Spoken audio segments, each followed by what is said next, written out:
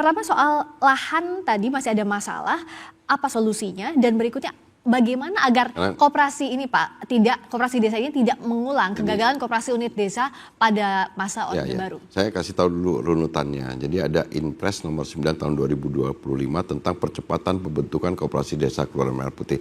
Itu membentuk akte badan hukumnya. Sekarang sudah 83.000 koperasi desa Kelurahan Merah Putih memiliki akte badan hukum. Ini penting juga.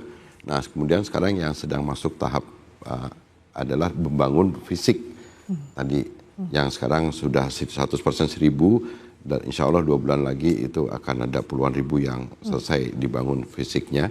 Dan pada saat pembangunan fisik ini karena PT Agrinas Pangan Nusantara itu melaksanakan MOU dengan Tentara Nasional Indonesia, kami yang juga mendapatkan tugas dari belasan kementerian lembaga yang ada di Impres nomor 17 untuk pembangunan fisiknya, itu memang kan memerlukan ketersediaan tanah. Nah, memang tidak gampang juga ternyata Mbak Priska di desa-desa itu kita ada tanah yang minimal luas lahannya 1.000 meter persegi.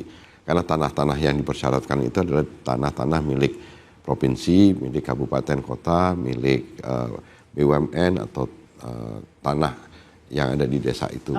Jadi memang tidak gampang, sehingga ada yang 1.000 meter persegi tapi lokasinya tidak strategis. Nah, itu juga menyebabkan ada 1-2 yang kemudian muncul, misalkan ada permasalahan. Tapi dari sekian puluh ribu yang sekarang datanya sudah masuk di sistem informasi manajemen koperasi desa yang ada di kami maupun yang ada di Agrinas Pangan maupun yang ada di Tentara Nasional Indonesia ini, sekarang sebenarnya udah relatif secara umum udah nggak ada masalah gitu. Tapi besok kita juga akan mempertimbangkan, kami di Kementerian Koperasi juga akan mempertimbangkan akan mengeluarkan pekerjaan pembangunan fisik gudang gerai dan alat kelengkapan koperasi desa itu terhadap tanah-tanah yang lokasinya tidak ideal, artinya kurang dari 1.000 meter persegi. Singkat saja kok untuk tadi ya, agar koperasi desa tidak mengulang kesalahan atau kegagalan koperasi.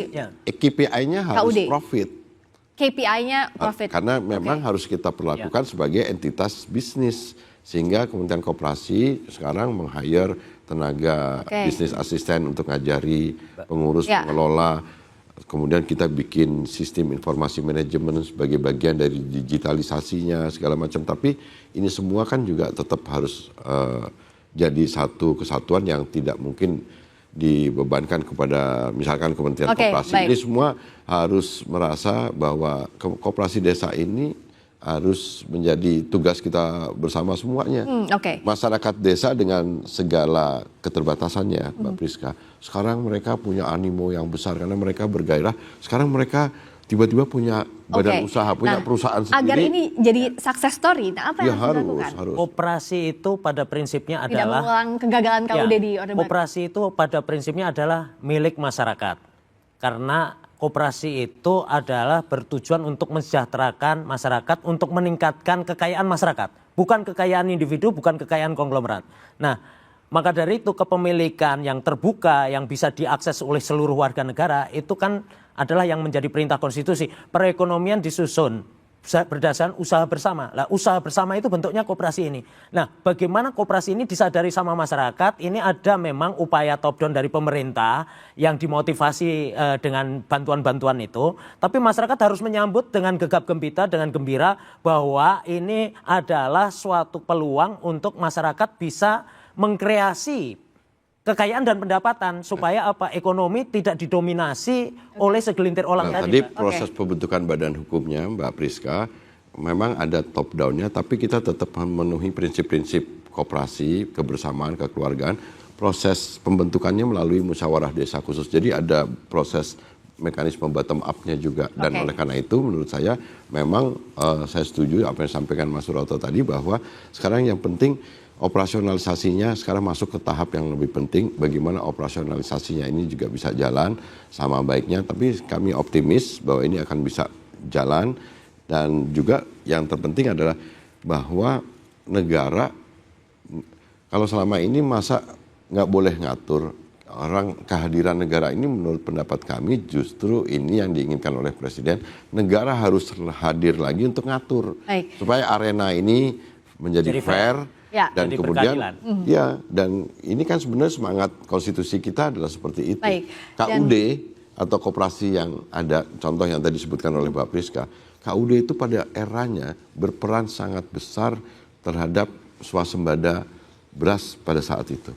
Kalahnya KUD oleh IMF.